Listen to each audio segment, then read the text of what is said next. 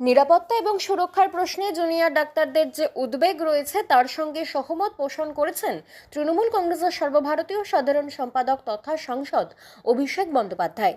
Junior ডাক্তারদের উদ্বেগ বৈধ, বিচক্ষণ এবং ন্যায়সঙ্গত বলেও উল্লেখ করেছেন তিনি। পাশাপাশি আন্দোলনকারীদের দাবি মেনে পুলিশ এবং স্বাস্থ্য দফতরে যে রদবদল করার পর জুনিয়র ডাক্তারদের উদ্দেশ্যে অভিষেক বার্তা দিয়েছেন, এবার কর্মবিরতি প্রত্যাহার করে তারা যেন কাজে যোগ দেওয়ার বিষয়টি বিবেচনা করেন।